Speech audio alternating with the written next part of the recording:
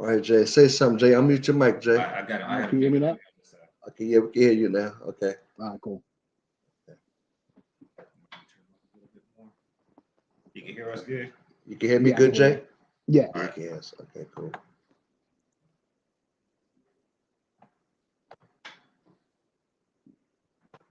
All right, all right, all right. Welcome to We Do It for the Culture video, where our stories matter. I'm your host, Lover. I'm your co-host, DJ Mizzle, and this is We do it for the culture radio. That's right, ladies and gentlemen. We're here with another episode of We Do It for the Culture radio. Here to give you the story and the news from our perspective, from the black perspective, like only we can do it. We're about to give you some more information. But today, we're going to be talking about closing the wealth gap for African Americans. Yes, sir. So we need to discuss that. We need to figure out some things that we can do um, to try to close the gap and get us on the same page with some of the other ethnic groups. You know what I mean? And that's what we're going to be trying to do today. So stay with us. Get your popcorn ready. We do have a special guest with us today. My man Natural Outlaw is going to shed some light on home buyer, home ownership, as well as uh, having a business and how you can get your business going and stuff like that. He's owned several businesses, so I figure I couldn't think of a better person to help us out with this. So get your popcorn ready. We're gonna go to a quick break. When we come back, we're gonna dive right in. We do it for the culture radio. All right, be All right. back.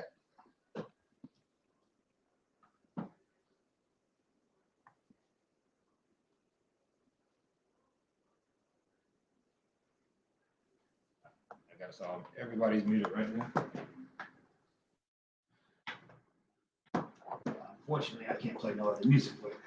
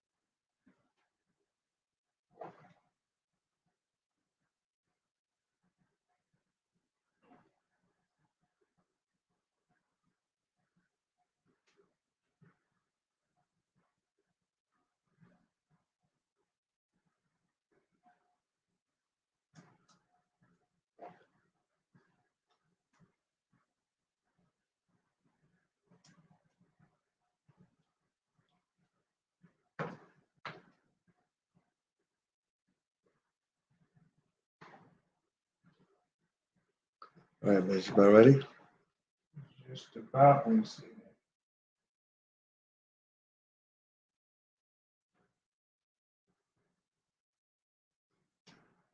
Share to. Yeah. Okay.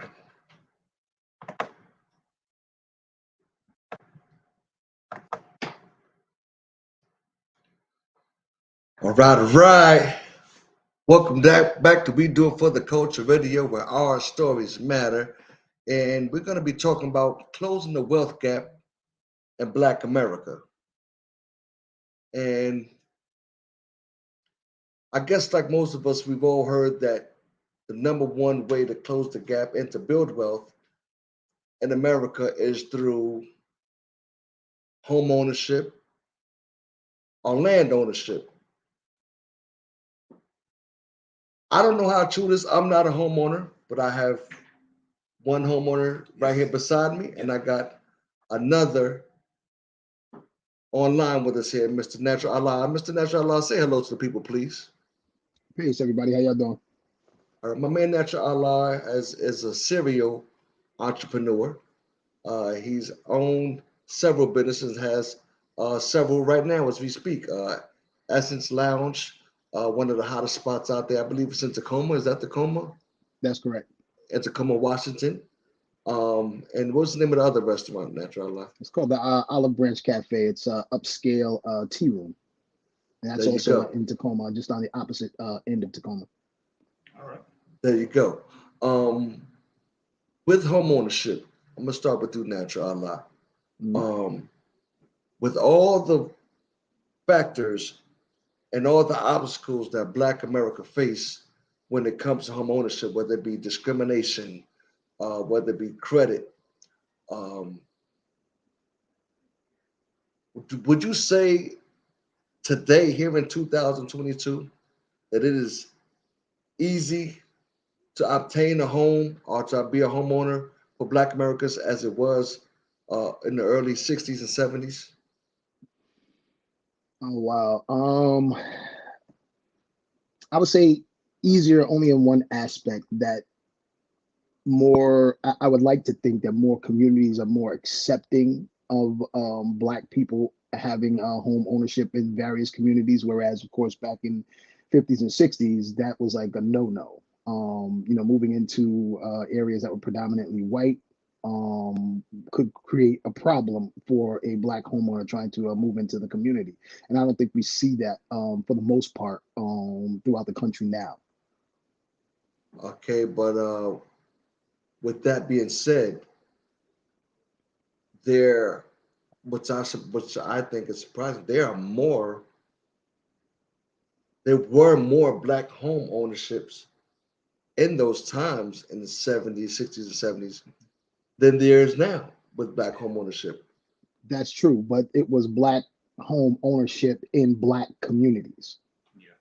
Okay. So it wasn't as if a Black family determined, hey, I'm gonna go out and move out into, I don't know, into Larchmont, let's say, and there's this overwhelming embrace. Oh yeah, come on in. I don't think it was that at all. I think back in the day we had no choice but to rely on one another, because either we accepted the humiliation, either we accepted the defeatist attitude that Caucasians kind of gave to us and made us endure, or we just stayed within our own community. And by staying within our own community back then, it was basically a choice, because it was like, well, I'm going to spend my money here. Number one, because it very well might go further, but at the same time, I don't have to jump through hoops and all these other things and be humiliated in order to get a product, Yeah. where it's easy for me to do that in my own community or with people who look like me. Mm, okay. Now, Ms., you're a homeowner as well. I am. I've been in your community where you live at. Okay. Do you have?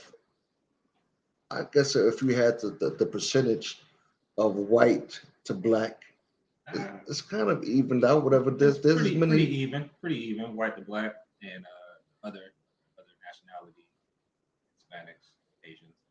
Um, those are probably a little bit lower in my neighborhood, but it's still pretty balanced in the neighborhood. Now you're in a nice neighborhood. What? Did you face any challenges going to that neighborhood? Not at all. No challenges at all in my neighborhood. It's not like a gated community or anything like that. It's pretty decent for where we're at here in Fayetteville. Uh, I think it's an average middle American home, in my opinion. No, natural Allah. Now I know you've been in the game a long time. Mhm.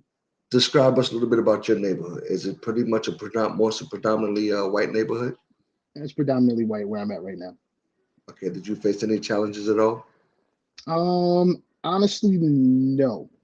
No, I'm not gonna say like that everyone like kind of came to the door and knocked on the door and said, "Hey, here's a And some casserole." cookies. Yeah, that didn't happen. That didn't happen. And even to this day, I mean, my lady and I have been in this house for about 3 years, and it's I mean, like one of our neighbors we really don't talk to at all. And really it was just a matter of my if I'm 4 feet away from you and I say good morning to you, and you don't reply back, I'm done. There's no more for us Yeah, to talk about. yeah. But the other neighbors, they've been fine. But I think you're gonna find that in any community. Hmm. People sometimes, come to their sometimes have their own thoughts about who they think you are, whether it's based on how you dress, what you drive, what music you might listen to, and they therefore create these biases in their mind of who they think you are, and that's the person that they don't want to associate themselves with, and that's fine.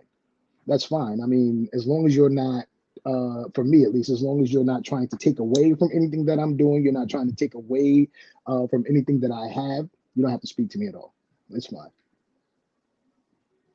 Looking at the rate of home ownership between uh, blacks and whites, Mhm. they said the home ownership rate is at 46.4% for African Americans compared to 75.8 to white families. Hmm. That sounds about right. Okay, now here's the thing though: Hmm. the subsidies and all the different programs that are out there. Do you think, as far as African Americans do, are we awarded the same type of programs and subsidies that are out there to help us out with home ownership that our white counterparts are privy to? Um, Honestly, I would have to say yes. And the only reason I say yes is this: most of us go through a realtor or someone who is privy to all that information. And remember, they just want to get their commission. So they're going to try to hook you up, see whatever it is that you qualify for and all those things. But I think that's not the reason. I think for that big discrepancy. The reason for that big discrepancy is, remember, I mean, I think that our white counterparts, they already had a head start, Yeah, ahead of us. So we're still learning this game.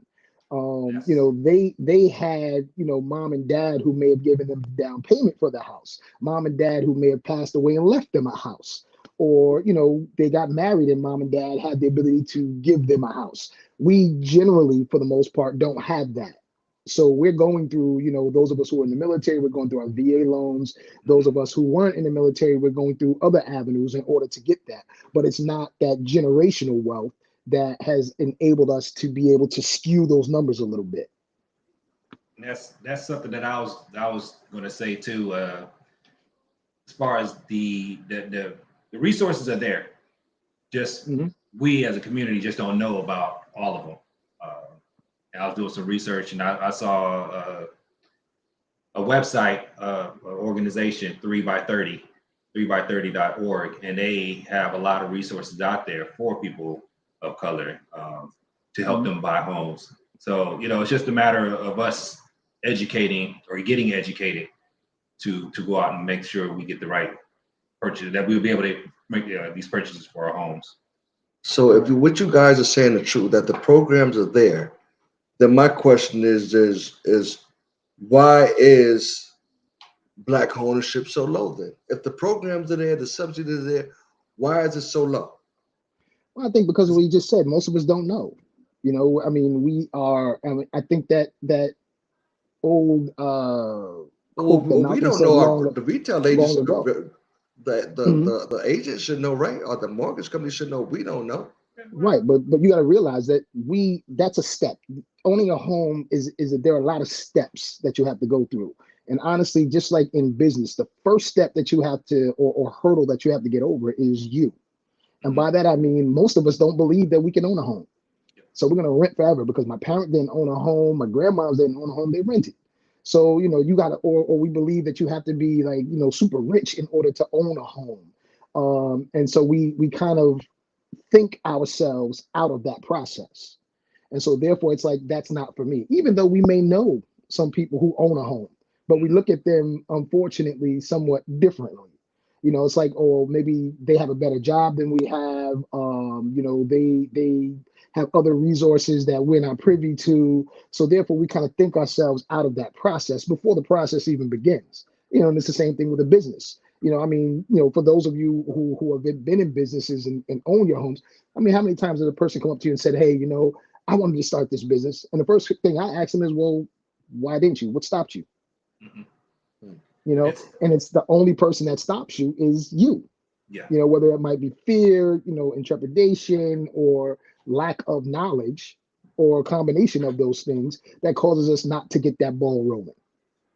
I was going to say fear. Fear seems to be a big hurdle for us as a community to do anything. It seems like we just have that fear, either fear of failure or fear of rejection, or something is always keeping us back. Like I said, starting your business. Like I said, the biggest hurdle is you. You have to make that leap of faith and believe in yourself that you can do it. And a lot of us, for whatever reason, just don't have that, or it's hard for us to build that up. Is this mic up as much as ours? Not ours? I think so. Okay. Well, I just want to piggyback off of that just for 1 second, because you brought up a good point. Some people, especially in our community, are like, they don't believe that they can do it. They don't believe it's possible.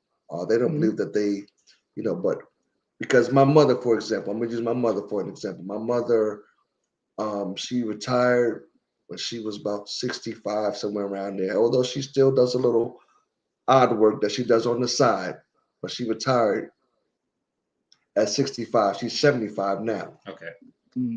She did very well for herself, considering she came with no education from the South up to the North. She worked her butt off. Retired with 2 pensions, one from United Hospital, one from the town of Greenwich, both working as a nurse. Also got her 401k, got her Social Security. You know what I mean? Yeah. 401k. She don't even touch the 401k. It's just sitting there pretty. To the 2 pensions and the Social Security, she's comfortable. Yeah. She did pretty well for herself. So I'm like, Mom, why do you stay up there in New York paying those high rents and stuff like that when you can get you a home here in the South? It doesn't have to be nothing elaborate. Yeah. Get you a nice $175,000 home or something like that, whatever. Pay your mortgage of $600, $700 a month, whatever, for your mortgage, or $800, whatever it is. It's way less than what you're paying up there in New York. But she has always been intimidated by the whole idea of homeownership. Yeah. It's intimidating to some of us, and I'm like, now I know why it's intimidating to me, because I've always felt like, okay, I can't do the chores that I see a lot of homeowners do. I'm like, I can't go out there, I can't cut my grass. If something happens to my house, I can't maintenance my home. I'm not in a position to do that. My roof leak or something. I've always been fear of not being able to properly maintain the home, being in a wheelchair, and that scared me. Whatever, like, you know what I mean? I'm not saying this is a valid excuse, but I'm just telling you why I've always felt like, if I get this, I can't call no janitor. I can't call my landlord. Right. It falls on me now, and I'm in a wheelchair. So I'm like, what am I gonna do? But in other cases, like for instance, my mom, she's intimidated by the idea or the thought of home ownership. And there's a lot of people, not just that are just like her, that are intimidated by this process. What causes the intimidation? Is it the down payment? Is it like you said, the lack of understanding or the resources? Something is causing for Black people to be intimidated by the process alone. I can tell you about my experience early. I'm retired military. I did purchase my home with my VA loan. But while I was in active duty, my first duty assignment, I was probably in for about 4 years at the time, and decided I should go buy a home. This is down in Charleston, South Carolina. So I should probably just go buy a home and get some roommates and help pay it. And then when I PCS or when I move, I could just rent it out.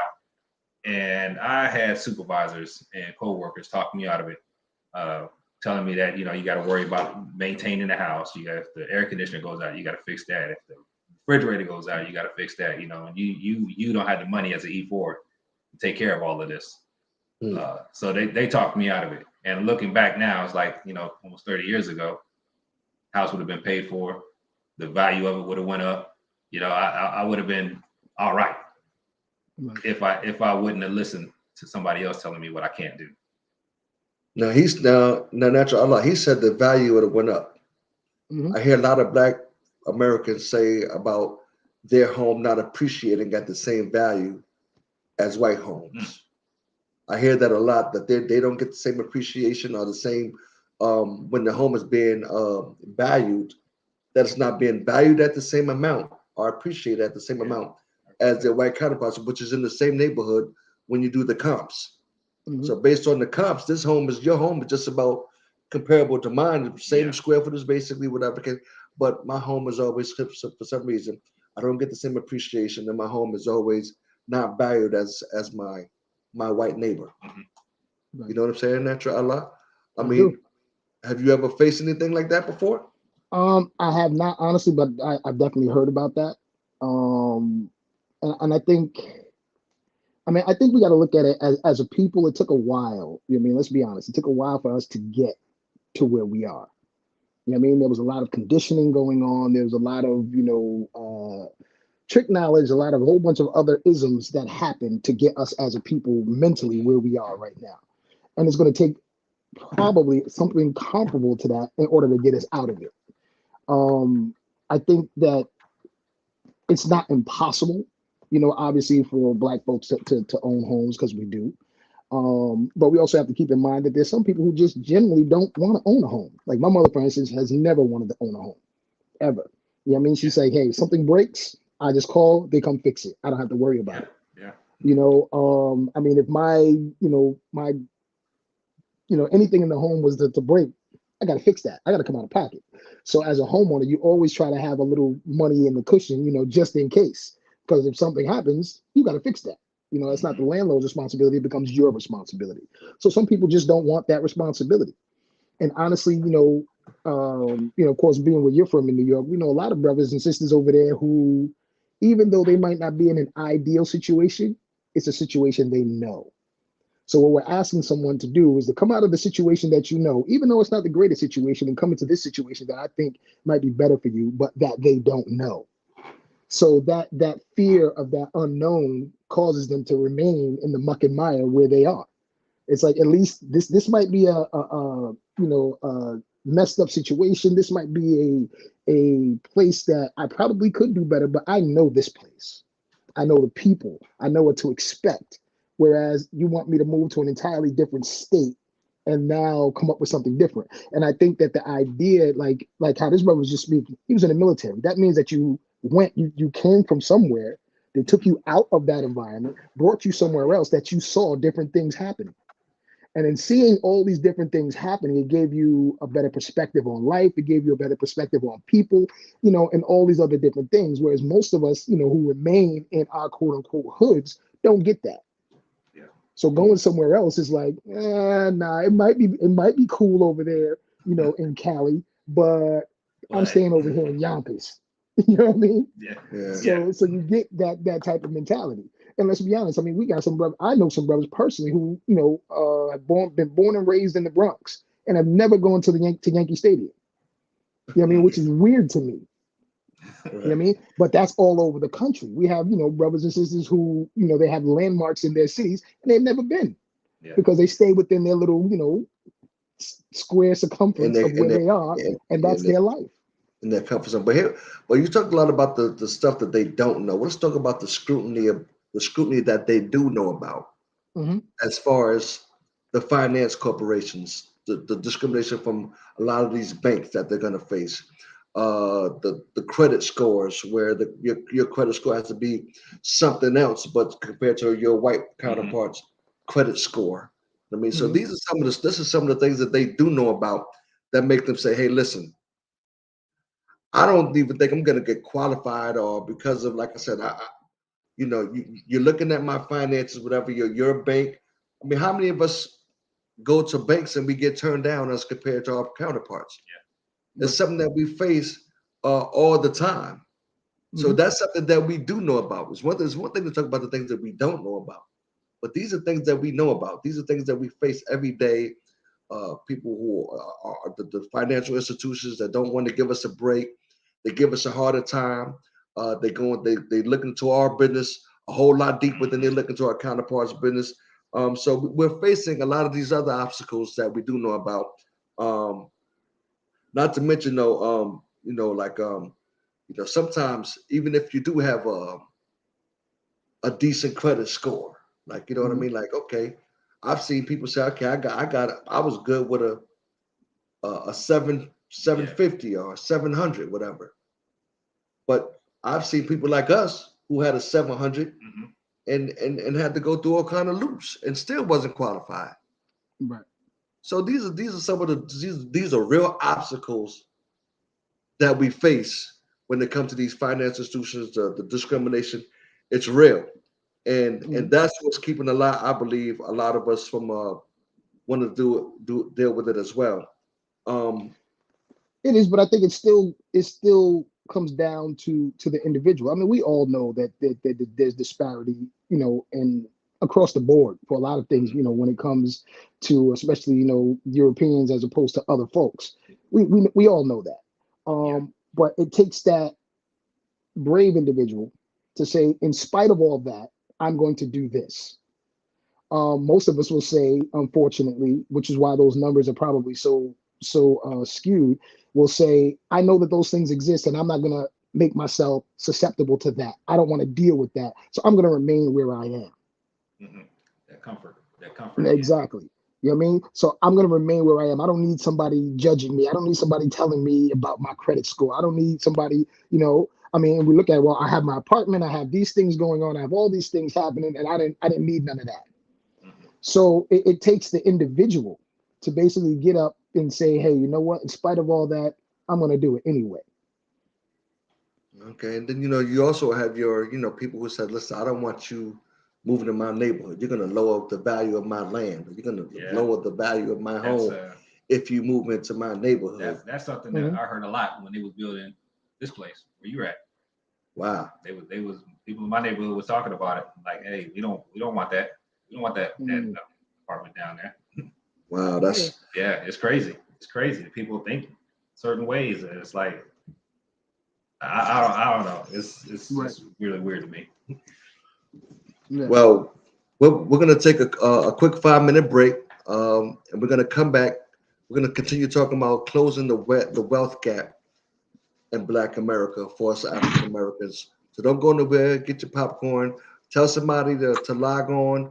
We are stationhead.com. Our station is 4 or 5 strong. So tell somebody, log on. This is a great discussion. We want to hear your discussions as well. If you're out there and you're listening, please give us your pointers, or if you have questions or comments, let us know and we will try to address them. Okay, give us about 5 minutes and we'll be right back. Don't go nowhere. DJ Miss, take it away.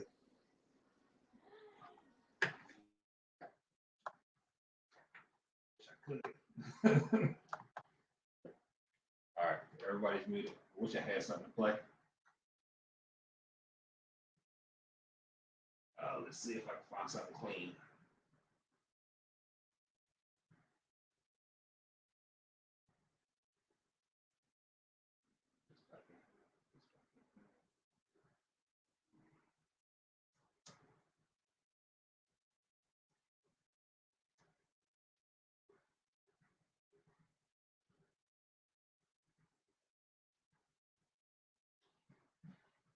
Oh, let's see.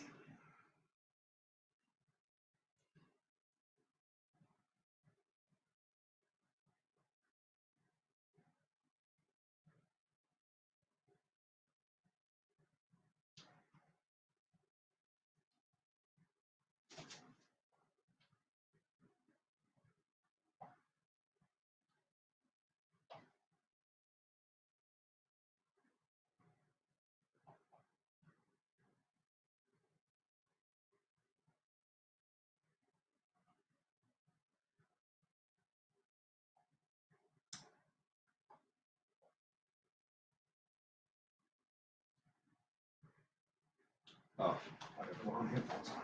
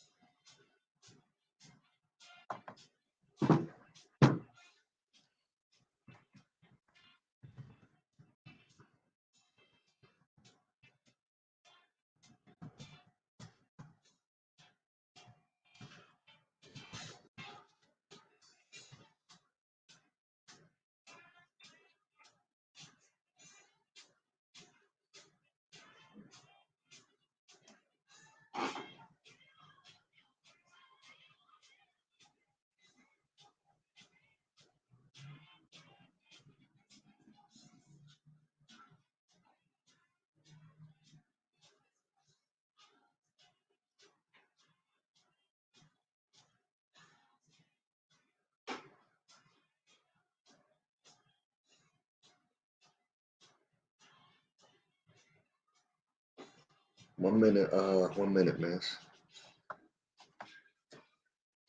1 minute.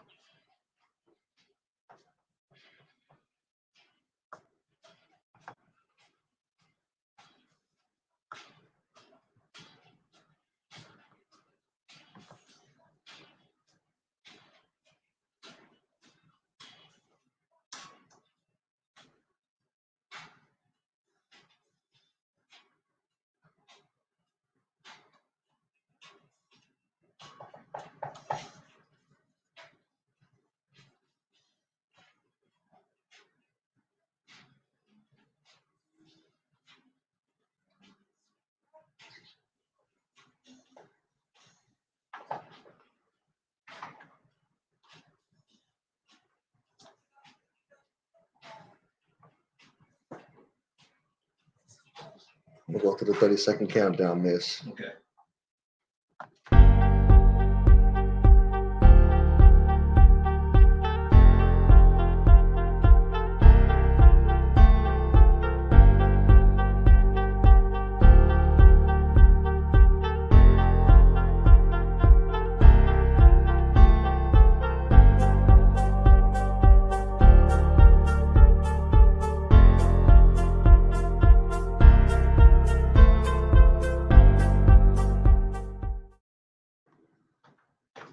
Yes, yes. Welcome back to We Do It for the Culture Radio, where our stories matter. I'm here with my boy DJ Miz, That's me. and we have a special guest, my man Natural Allah, aka to some as my man Jay. Jay, Mhm. I want to read you a statistic real quick, and let me know how you feel about this. It says the white family posted a median family wealth at above $171,000 or more, in contrast to the median family for a black family, which was under 25,000 for the median household. With that being said, the median wealth is said a lot of us can't come up with the down payment of a home, which is probably the biggest part, right? You got to come up with that down payment. What they want, like 3%, 10% in some cases. Yeah. 3% if you're a first time home buyer, what is it? 3%? 3%. 3% for a first time if you want to get the first time home buyer program. And a lot of us try to send our kids to college, and they're bogged down by student loans as well. Now you two guys pretty much had the VA stuff like that, so you didn't have to really worry about the student loans. No, but I read that is a one of the biggest debts that Black Americans have is student loans. So it's crazy. Yeah, Right. so with having student loans the way we do, it's kind of hard to take on a whole nother loan like a mortgage when you already have this big student loan hanging over your head.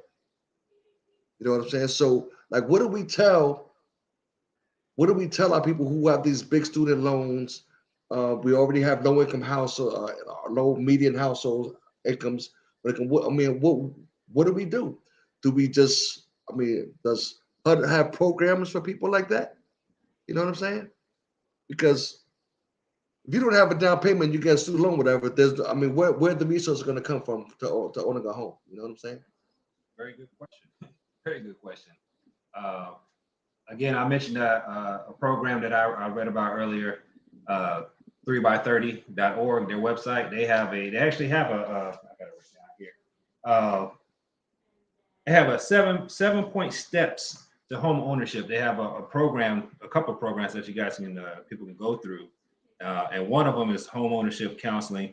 But they also talk about credit and lending, so to help people, get on a plan to get that down payment.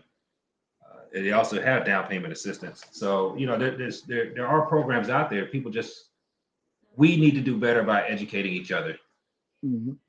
We could educate each other all we want, whatever. When it comes back to, I was looking at this thing here where it says the racial gap are byproducts of systematic racism, including the legacies. Oh, yeah. Here we go. The legacies of slavery, Jim Crow, segregation, redlining, and other anti-black policies that pretty much targeted black people in black neighborhoods. Mhm. Now, a lot of the wealth that you see our counterparts had came back from before segregation. Cotton was big, Yes. and those industries were built on our backs. But at the same time, it made our counterparts very wealthy people that they Yes. were able to pass down wealth from one generation to Mhm. another. We didn't have that same generational wealth to pass down from one person to another and to continue it. So here we are, like I said, we got a slow start. Mhm. We don't have that same head start. So like I said, we got a bunch of these obstacles that are in front of us, whether it be redlining, whether it be now, the big one now is gentrification. Mhm. I mean, even if we had a black community, they taking those black community, they going into those black community now and tearing them down Yep. and rebuilding them back up. Not only that, when they rebuild them back up, we're not allowed to go into those communities no more. So I mean, that's another obstacle that we're now facing. Well, you're not only taking us away from our communities, but you're taking us out, tearing it down, rebuilding it up, and now you're telling us we can't come Yeah. back. Gentrification, redlining. So I mean, there's so many things that are keeping us from closing that wealth gap, and home ownership being the primarily one. So now we have to go. Now we have to head over to the next one. Businesses. Yes. Um, a lot of businesses are started from people who started with their own money. Mhm. Again, we go back to resources, Jay. A lot of people don't have the money to start their own business. I know you mentioned earlier that you ask people, or when they say they want to start a business, you ask them why. Mhm. Why didn't you start it? Yeah. Right. That's the number one answer, Jay. They don't have the resources to start a business. I don't think it's necessarily the resources because honestly, most people think, oh well, like I don't know if you want to open up like something small, let's say a barber shop or something like that. People think, oh, I have to have thousands of dollars in order to do that. No, you don't. Or even opening a restaurant. Oh, I have to have thousands of dollars. No, you don't. I mean, the idea is to number one, find a business. You want to look at obviously what type of business you want to sell. What type Mhm. of product you're selling, and then say, well, where am I going to sell this at? Are there other businesses that are doing something comparable to what I'm doing? How long, if there are, how long have they been in business in that area? And do I really have the ability to compete with that business?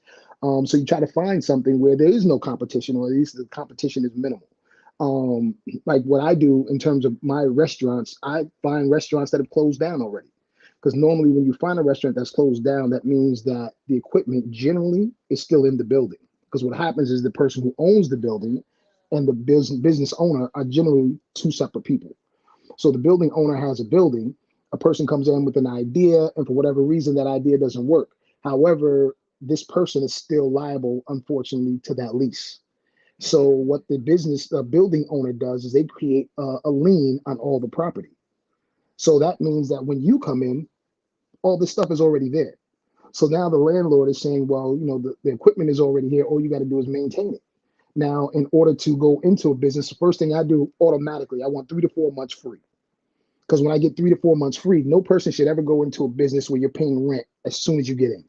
You want 3 or 4 months free because what that does is it gives you the ability to do your advertising, to do your marketing, so that once you get to a point where you're actually beginning to pay rent, you've already done all the hard work and everybody's coming into your business already. So I now I'm already built already it. making money. I'm Built already that making money. clientele. Exactly. By the time it's time for me to actually pay rent, I'm already making money. And I don't really have to buy too much equipment because it's already here. So it's just a matter of figuring out those little nuances and trying to say, well, what is it that I want to do? What do I want to do with that? Who's doing it? And can I do it better? Okay, but money begets money, right? Yes. Okay, Right. so here's the thing about Hmm. going back to the home ownership thing. A lot of homeowners use their home to start businesses, Hmm. whether they're borrowing Exactly. against it or Right. taking a loan against their home, whatever. Because that's what, like I said, that's the number one way to build wealth. So even if you just have the home, whatever, at least you have a head start now. When you have a way to get money to start your business, you can say, okay, I want to take out a what do you guys do? Refinance or something like that? You refinance or you either refinance or you can use your home as collateral. Right. You know? Okay. So that's another obstacle right there. Black. If you don't have the home as a black person, you don't have the home to say, okay, I want to use my home as collateral. I don't have my home because I want to borrow against my home, whatever, to get the money for the funds. Again, excuse my French, you're shit out of luck. The money ain't there, Jay, if you don't have a home to go get it. You can't pull the money out your ass, pardon me. True indeed. But I think that put it this way, there's money out there if you're savvy enough to find it.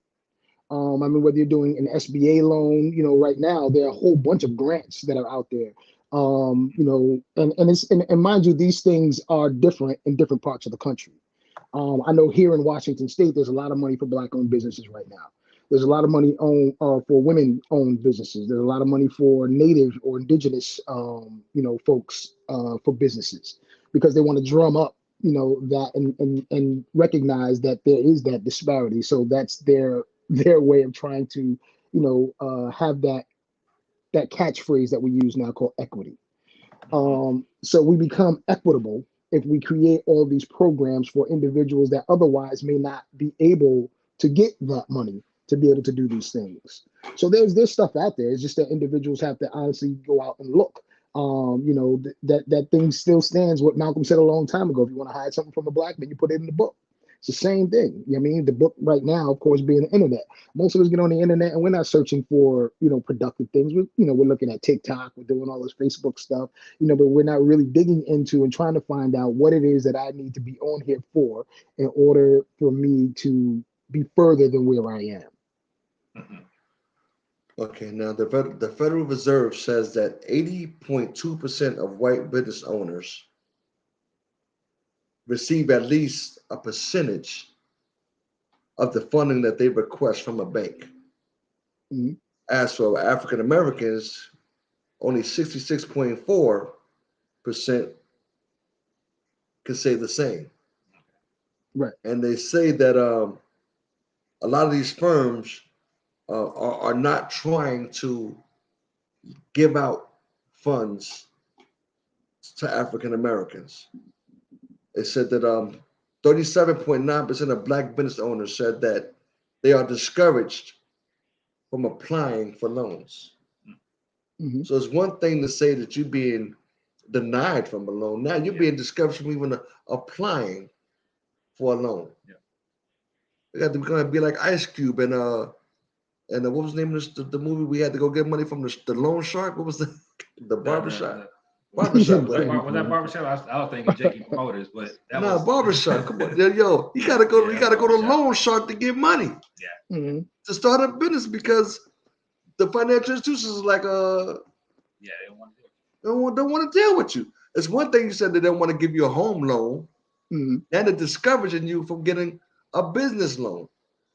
But honestly, man, I mean, Cal, you know me, and my history. You know what I mean? Most of the individuals that I grew up with, we were hustlers. We found one way or another in order to make it work. And that hustling mentality has to translate or transfer into how you do business. If you were in a street organization long ago, transfer that idea, that ideology into something, that is lucrative, but on a legal side, on the legal side of things, because it's still there. If you're providing a business that's providing a service, what's the difference between, when you were in the streets providing a service and now you're in a business providing a service? It's the same thing. It's just that you have to cater to a different clientele, a different demographic. We all know when you say that, but when you say that now, Charlotte, you talking about people that are already have a business. You can apply that mindset to when you already have a business.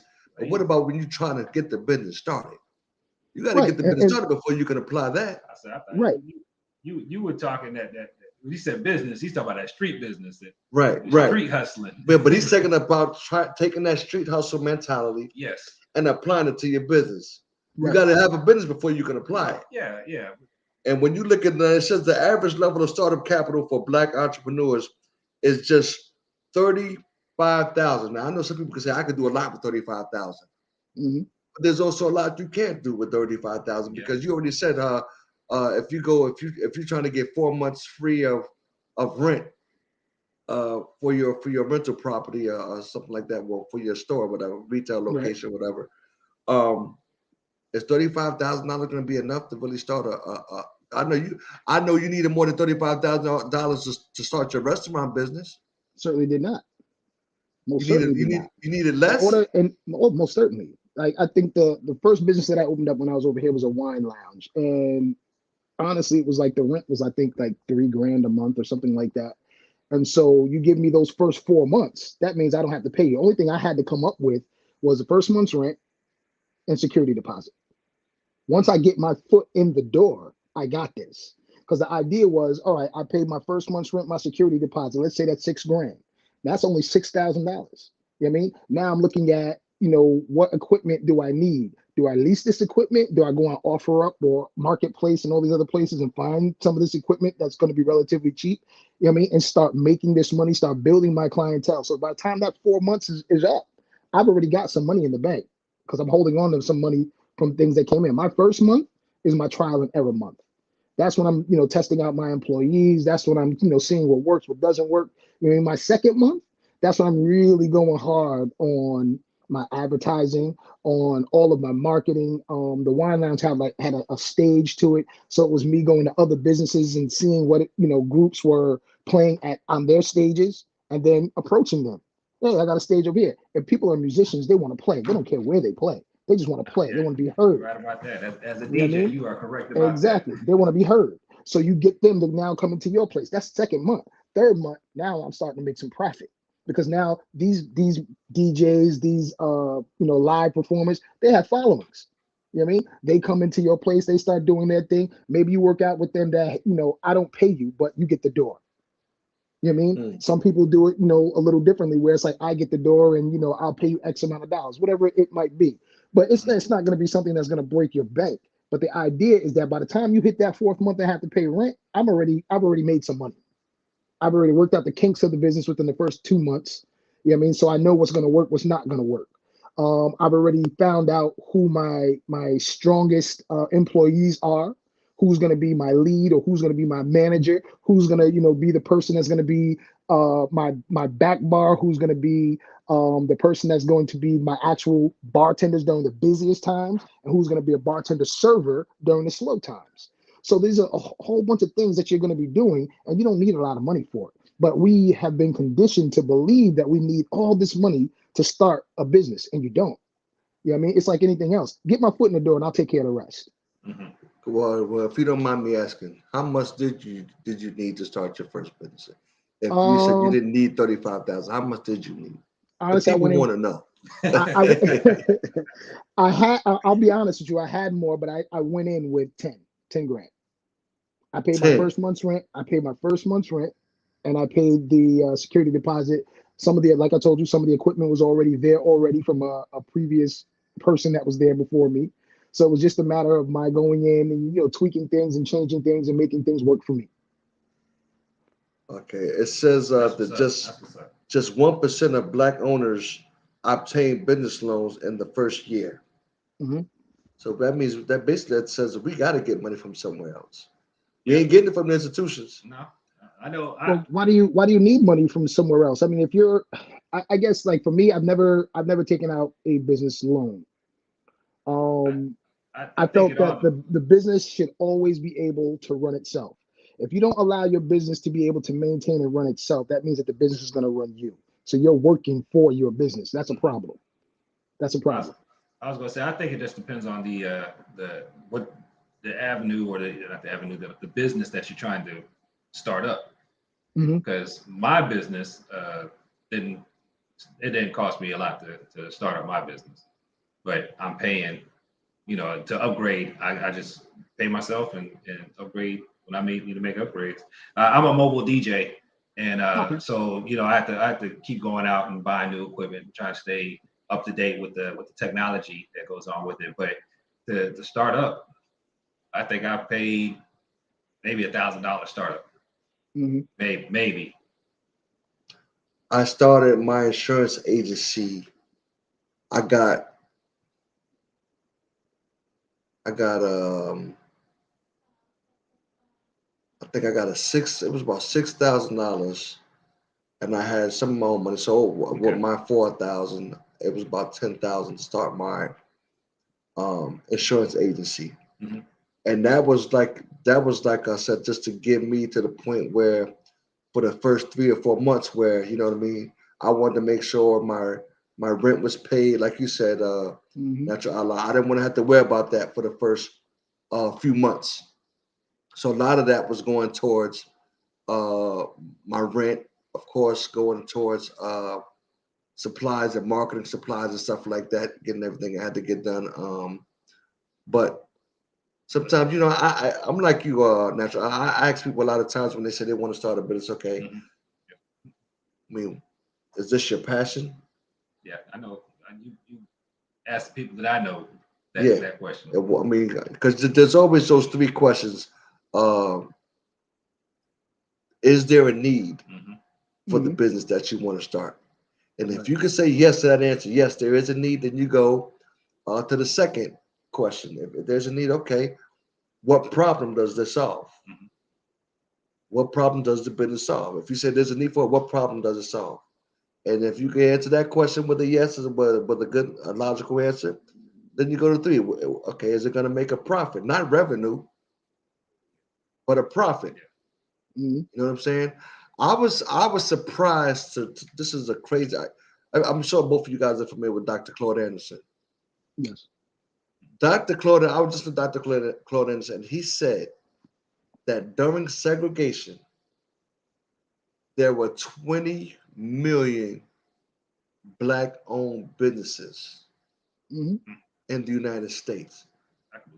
20 million. There's under 2 million businesses, Black-owned businesses now. That's almost a 90% decrease in Black-owned businesses. I couldn't believe it, Natural Allah. But I mean, there's a reason for that, though. I mean, it's because of the time or that era was different than we are now. I mean, I couldn't, it's like if I want to, let's say we're in the 50s and I wanted to buy a nice dress, for my wife, and I want to go down to Woolworth. I can't go into the store and bring my wife and have her try the dress on. They wouldn't allow her to. You know what I mean? So I got to go in the back, be humiliated, number one, hope that the dress fits, number two, you know what I mean? Because I can't have her try it on. And so the idea was, well, in order to forego that humiliation, well, Calvin and his wife, they own a tailor shop right around the corner from the house. I'll go over there. They'll make a dress for my wife. You know what I mean? And what happened is in that time, the money would just circulate within our own community. Because a lot of people didn't want to be, I mean, don't get me wrong, white folks would take your money. You know what I mean? But it was what came along with them taking your money.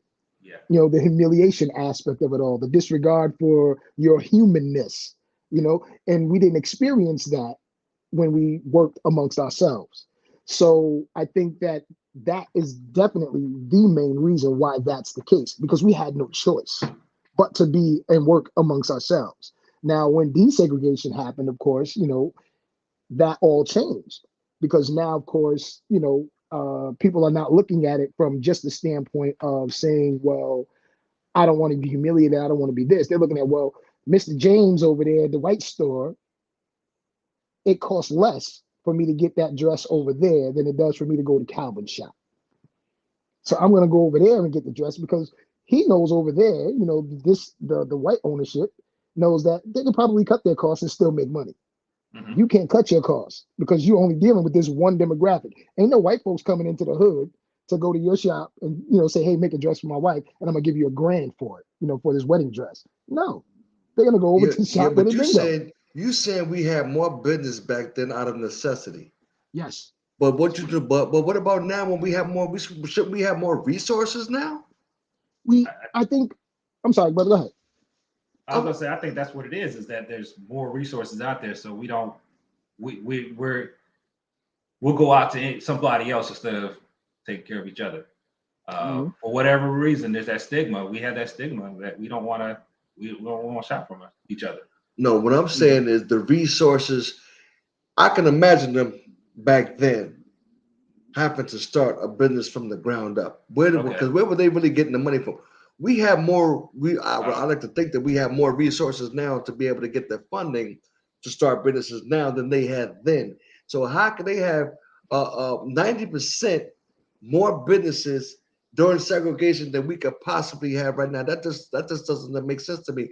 And here's the thing, though, Natural Allah, when they described a business, it's different from how a business is described now.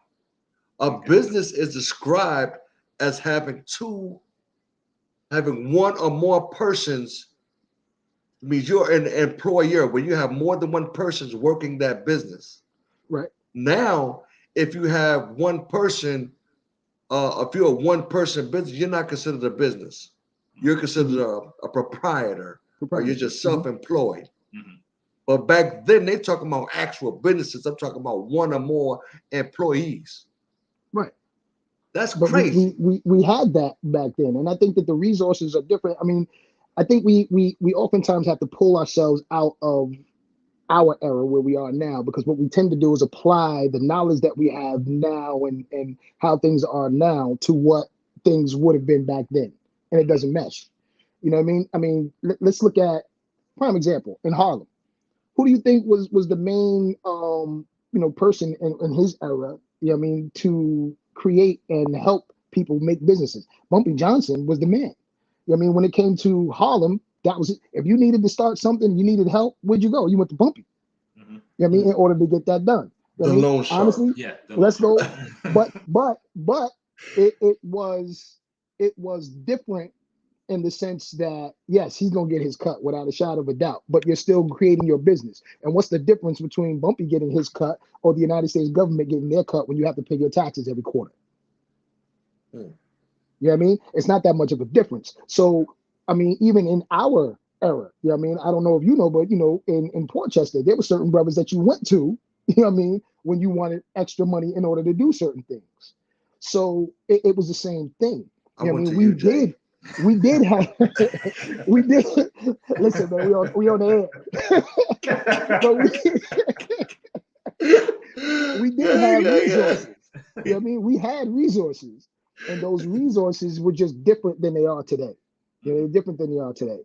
I think that you can't escape generational wealth when it comes to our European counterparts. You can't escape that. I mean, we are so far behind when it comes to being able to have that generational wealth from them that honestly, I don't even look at it, because it's like, why? It's almost like you're chasing the Joneses. You're not gonna catch up to them. You're not gonna catch up to them. Why? So my thought is, I'm not even gonna worry about you. I'm gonna do my own thing. You know what I mean? I'm gonna employ people who look like me, or try my best to do so. You know what I mean? I'm going to try to say, whenever I have people, my lady and I are fond of saying this whenever we hire people. I don't want to see you here 10 years from now. This should be a stepping stone for you to do something else. Even though you're making money here, even though you're having fun here, you like the atmosphere, whatever it might be, you should not be here 10 years from now, because you should be now at least learning what it is that we do, how we do it, why we do it, so that maybe you can go up and do something else, whatever it is that you want to do. You know what I mean? But if we allowed ourselves as business owners to say, hey, I want to keep this employee here for 20 years, what does that do for our community? No. It makes us stagnant. Well, it's said that now there are 2 million Black-owned companies, businesses in the United States. But here's the key about the 2 million, though. Only 124,000 of those have one or more employees. That means the other 80,000 whatever are basically just proprietors. So proprietorships. Yeah, self-employed. So that gives you, when I said 2 million, that number is even less compared to what we had in segregation. I give them props back in segregation, because there were many black communities. Mm-hmm. A lot of those black communities got taken away, whatever case may be. They got a lot of stuff happened, whatever. But Black Wall Street, they had Mhm. Seneca in New York. They have some in Chicago, Illinois, Detroit. There was what was the one in Florida they had the movie about? What was that? Rosewood. Rosewood. All these places had thriving Mm-hmm. black businesses. I'm talking about bus companies, Communities. This whole community. the whole Yes. community, movie But theaters, what was the Yes. error? insurance But what companies. was the error that you're talking about? We have I'm to talking. always keep that in mind. What was that error? It wasn't recent. It wasn't recent. I have to say it wasn't Exactly. recent. And Exactly. but Because that's we but had that's no the sad choice but part to though. bond together. We had no choice but to bond together. Yeah. That's We true. had no choice. Segregation. It make you do what you got to do where you at. Right. I mean, honestly, just, and I guess I don't, I definitely don't want to, avert from what it is that we're talking about. Me personally, I don't think we were ready for desegregation yet. Yeah, I mean, because You we know, as a people just, no, I don't think so. We were not, I don't think, I mean, I think that Martin's dream and all that was lofty. It was, an idea, but I don't think we're ready yet. That's like if I own a house, and my white counterpart owns a house, my roof is messed up, his roof is messed up. And he says, hey, you know what, Natural, come over here and help me out with my roof. A logical thing would be like, hey, once I get my thing done here, my roof, I'll come help you. I'm not going Mm-hmm. to leave my roof in mm, disarray and only go over it to help you do yours. But that's what that was to me. You know what I mean? Our mm, communities were not the greatest of communities. You know what I mean? When we look at Black Wall Street, we look at these honestly, in terms of the black community throughout the country, those are anomalies. Those are anomalies. They weren't everywhere. They weren't everywhere. You know what I mean? And of course, unfortunately, once people who are outside of the community began to see how lucrative communities were, that's when the problems began. That's mm. when the problems began. Because it was like they weren't getting that money. A lot of people don't understand that. One of the biggest proponents of I guess desegregation were back in the day for the white people was Sears and Roebuck. Sears and Citizen Roebuck Row. came out with this big catalog because remember, Sears and Roebuck, they didn't care where you lived, they didn't care who you were. They sent you order a product, they sent you the product. You didn't like the product, they took the product back and sent you back your product or gave you your money back. They didn't care if you were black, green, white, or otherwise. So what happened is a lot of white businesses lost money because black people were like, why would I go over there and be humiliated and disregarded as a human being when I can just order it out of this book that's going to come right to my house? If I don't like it, I can send it back. And either they're going to give me another product or give me my money back. It took Mm. a lot of money away from the white businesses. It's almost like, in a sense, how how Walmart does when it comes into a business. It takes away a lot of your small businesses because they're selling a lot of those products at a much lower rate or a much lower price. I mean, Sears and Roebuck did the same thing. Their prices were lower than their local people, actual brick and mortar stores that were in the community. Well, I see this. I mean, if there's a 90% difference of Mhm. what it was then to now, I see it only getting worse going forward. And the reason why I see it getting worse is because the lack of skill set. The skill sets are just leaving. The BOCES, the trade schools and Mm-hmm. stuff like that are they're just doing away with all of that stuff. So now there's no place for uh the black man to really get a skill set. I mean, you like Mhm. look at a lot of these black young men now. I mean, they don't know anything about welding. They don't know nothing No. about masonry, Mhm. sheetrock, plumbing, carpentry, nothing. They don't know how to do nothing with their hands. And Mhm. of course, back in those days, if you had a skill, you could feed your family. Right. Even if you was doing nothing but doing horseshoes, you know what I mean? Because they needed their horses, whatever. So if you was, making sure the horseshoes right for the horses or whatever, or barber, whatever case, those skill sets are gone. They're leaving at a high rate. When we're left with no skills, our young men are left with no skills at all, Mhm. let alone trying to build a house that's done. It's not ever going to happen again. It's not going to happen. I mean, back in the days, our uncles, they built their own homes. They Mhm. built it from the ground up. I can't see a young black man building their home from the ground up. in today's game. I just don't see it. Right. So it's only going to get worse. Well, So, hopefully not. so closing that wealth gap is going to get worse, basically. But I think it's different. I mean, because, and I keep saying, and I guess I don't want to sound like this broken record, but it's the era, the time has changed. I mean, we are not Times has changed for the in, worse, though, natural, a no, lot. no, no. I'm saying, but we're not in that skill set anymore where we have to do horseshoes. We have a machine that does that. You know what I mean? So I don't need 10 people to do that because I have this one machine and one guy runs that and does that. It's the same thing, like my daughter Antoinette, she's in IT. And she's like, Dad, I go to these meetings. I'm the only black person there.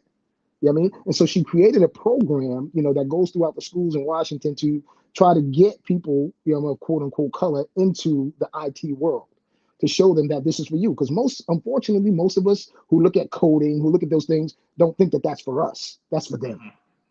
You know what I mean? To show, these kids like, no, this can be for you too, if you want it to be.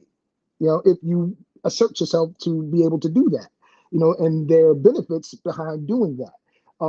Unfortunately, as we progress technologically, a lot of those skills from back in the day, whether it's going to be carpentry or what have you, they're going to be obsolete because we have machines that do those jobs now. You know what I mean? Just like back in the day, you know what I mean? There were people who actually pulled the trains together. You know what I mean? And a lot of them would lose their fingers. You know what I mean? They created something a machine in order to be able to do that, a coupling machine. The coupling machine pulled those together without somebody losing their fingers. You know what I mean? So these are things that we no longer need 5 people to do this anymore because we got this machine that does that. So it changes. And I think that as it changes, we as a people have to also change our mindset to say that we can do that too. You know what I mean? That's nothing that's above us or beyond what our skill set can be. So we may no longer be doing the horseshoes and all that stuff, but I can do this in order to still feed my family. Well, As long as we get that out of our mindset. yeah, that's the key thing, the mindset right there, because you got a lot of black people that feels like now, cleaning toilets or cleaning bathrooms is beneath them. Mhm. Yes. But you have a Spanish, Hispanic family that have come from over the border and start their little cleaning business, and they be more than obliged to clean that bathroom or clean that kitchen Mhm. or clean your house for you, whatever, where they don't feel like it's something that's beneath them. So it's the mindset too. Oh, without a doubt. But I think but those are jobs, I think, where a stigma has been attached to it for black people, and therefore we don't want to do that. You know what I mean? So it's like shining his shoes. Nah, I don't want to do that. Why? Because it makes me feel as if I'm subservient to the person whose shoe I'm shining. I don't want to clean a toilet because I'm cleaning somebody else's shit. So it's like these are the things that we say like we've done that for centuries. No, I don't want to do that anymore. And honestly, I don't think there's anything wrong with that. However, let's keep in mind that somebody has to do those jobs. You know what I mean? Right. They are important jobs. They have to get done. We all like our fruit, vegetables and all these things. Who do you think is out there picking those fruits and vegetables? But prior to them picking those fruits and vegetables, who was picking the fruits and vegetables for free? Hmm. Well, I see a statistic now that says there are more Hispanic owned businesses than there are black businesses. Hmm. So, like I said, if our situation Uh, getting worse, they're picking up. I mean, if they've now ahead of us with owning more businesses than us, that's I don't crazy think that's right there. true. I You don't don't think think that's that's true. true? You think No, statistics? no. And honestly, I mean, it's kind of weird when like I know a brother who is from Guatemala. You look at his green card, it says he's white. That he's Hmm. white. You know what I mean? So we have some people somewhere somehow, bolstering up their numbers. You know what I mean? When that's not the case, and unfortunately, we have obviously a lot of folks in this country who, when it comes to, I guess, making that correlation with black people, it's like, nah, I don't want to. I don't want to, I mean, let's be realistic. You're coming from outside of this country, but you've heard of how black people are treated. You've heard about, Oh yeah, different definitely. things. So it's like, do you want to align yourself with that, or do you want to align yourself with the other people? You know Yeah, I mean, so maybe you two have also found where, like my lady, she's Puerto Rican, and she'll tell you I'm black because she understands her history. But the majority of folks that I've met who are Hispanic, especially over here, will not align themselves with black people. No, I'm not. No. As you mean, are you saying that they think they better or something like that? Not better, I wouldn't say. I would just say different. They don't want to be lumped in with the group that's on the bottom, let's say. You know what I mean? If this were a race and we're the losers, would you want to align yourself with the losers or the winners? That makes sense. Yeah. Well, we systematically, not just racially, but systematically, we have a problem when it comes to the wealth gap in this country.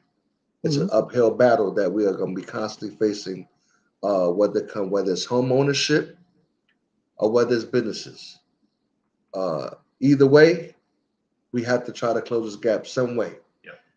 Like I said, I already told you guys, I feel like we're going backwards. I don't feel like we're going forward. I feel like, but we're gonna take a quick break and we're gonna close out the show with some pointers, and some hopefully give you guys some encouragement on home ownership and business owning, from the two guys that are one, my man Natural Allah and my man DJ Miz. Right, so don't go nowhere. Make sure you tell somebody. 4 or 5 strong on stationhead.com, and you can check us out on YouTube, Twitter, Facebook. Tell somebody. Check out the show. Leave your responses or your comments, and we will try to address them and try to, give you some feedback. So, but don't go anywhere. We'll be right back. We do it for the Culture Radio. We'll be right back.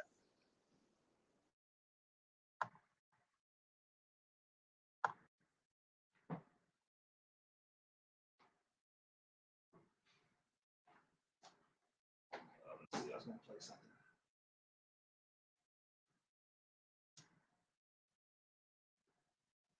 I'm about to switch his input.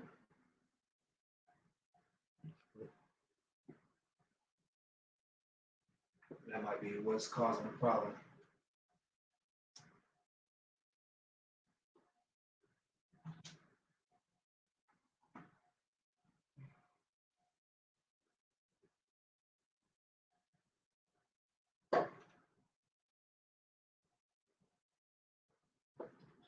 Real quick.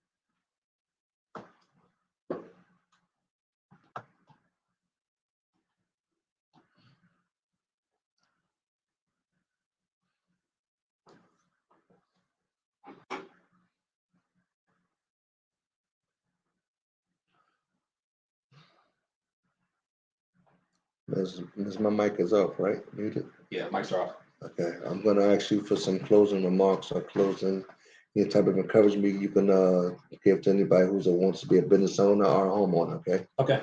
All right. Yeah, I'll talk about this website once again. Okay.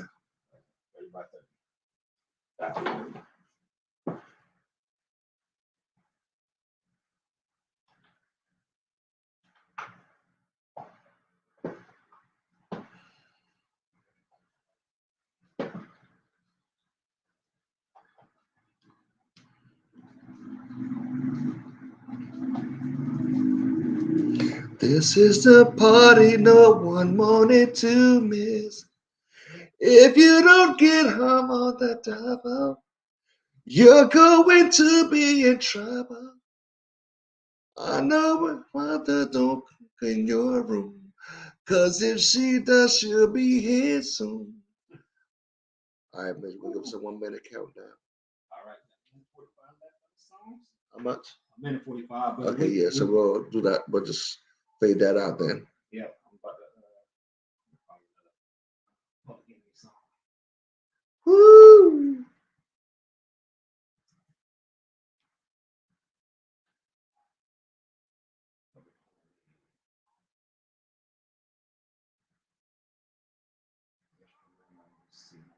Joke.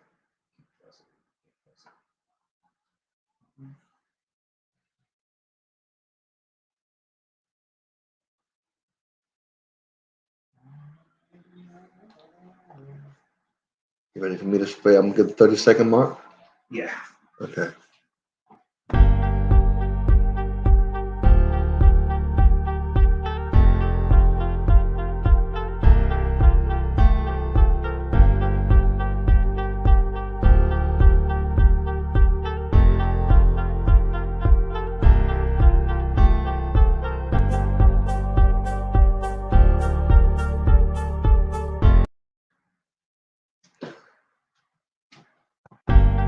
We do it for the culture radio where all stories matter. Where all stories matter.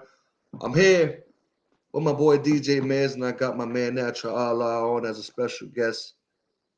And if you've been listening, we've been talking about closing the wealth gap in Black America.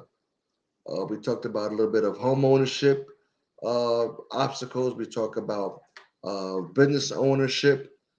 Uh, I do think that we have a real uphill battle when it comes to closing the wealth gap, whether it be uh, getting more people to buy homes or to buy land, whether it be starting businesses. I think that's going to be the real one right there.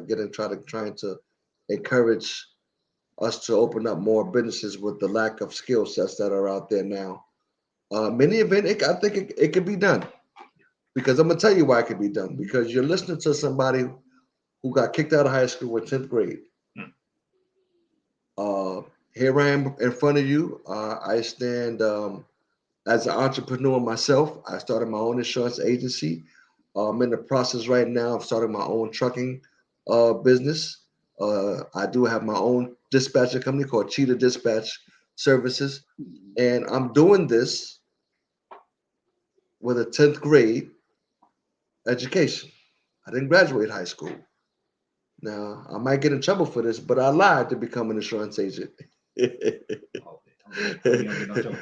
know what I mean? Because you're supposed to be a graduate of high school. You have to be able to have a high school graduate. But I lied on the application so I could get my license, whatever.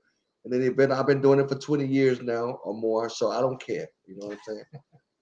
But what I'm trying to say is that no matter what the obstacles, you can still make something decent of yourself. Correct. Jay, I can't hear you, Jay. Did you say something? No, I said that's correct. You're right. Jay is low.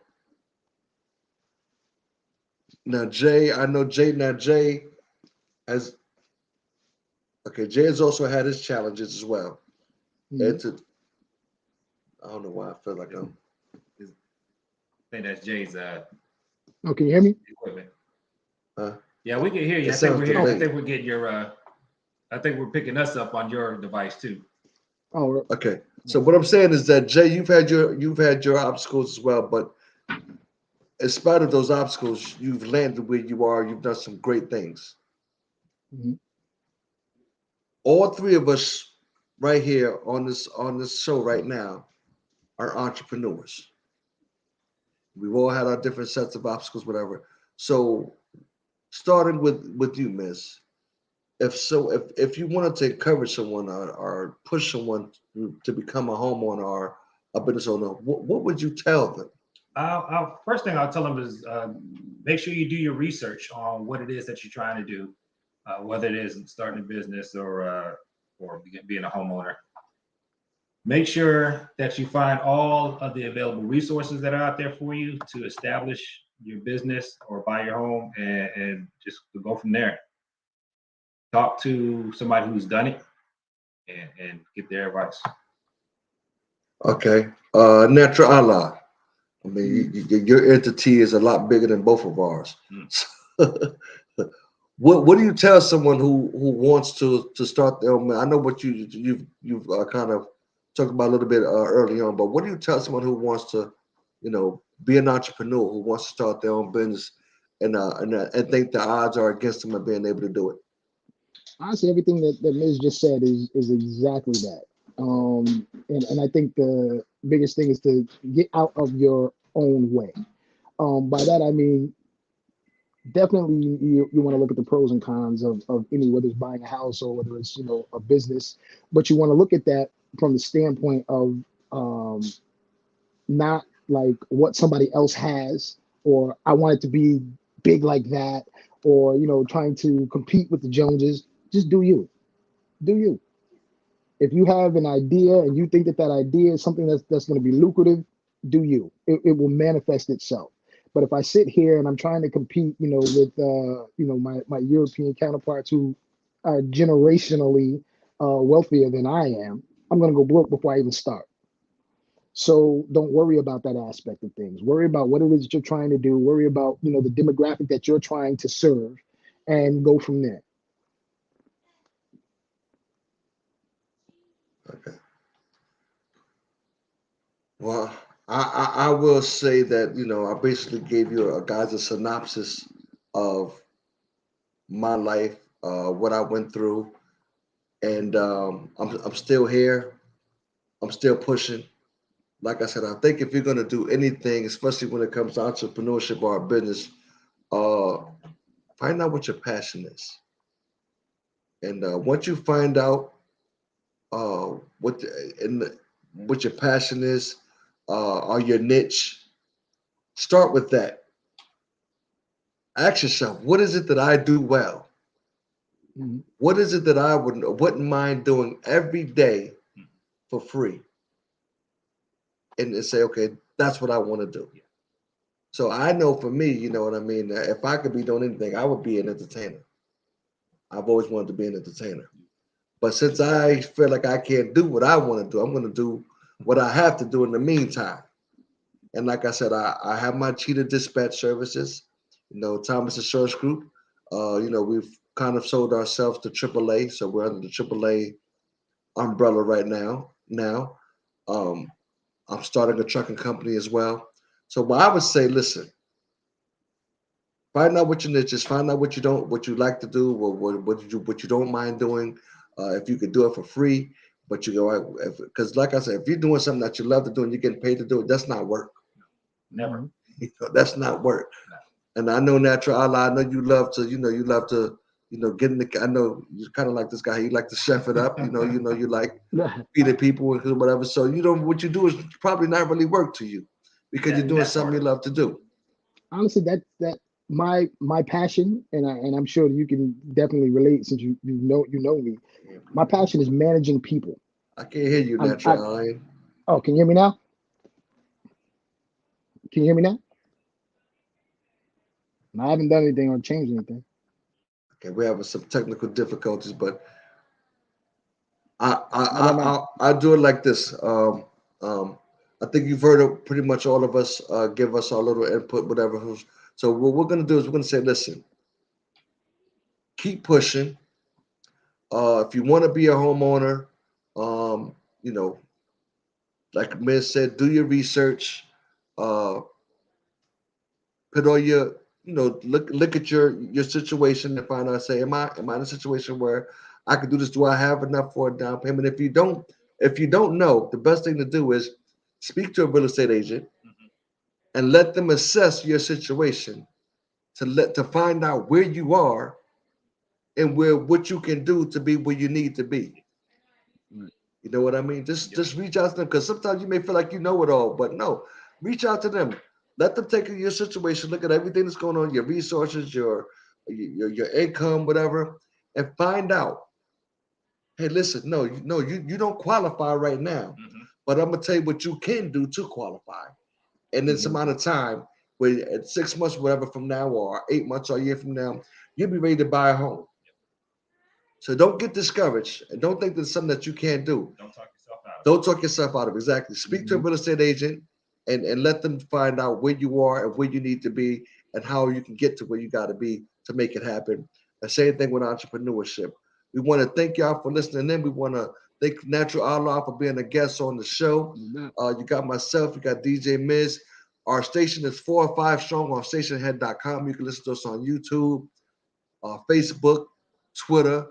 Tell your mother, tell a friend. Come back every Wednesday from 7 to 9. We do it for the Culture Radio. And on Sundays from 7 to 9 with my boy DJ Miz giving you the best mix of R&B and hip hop, old school. So listen, we thank you guys for listening in. We're going to be signing out 5 minus 4. That's one.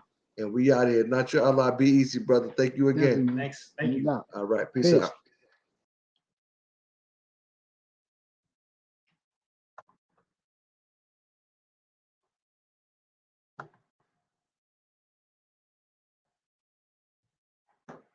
Yeah, that was weird. I think we was hearing the echo coming in on his end, but I'm not sure.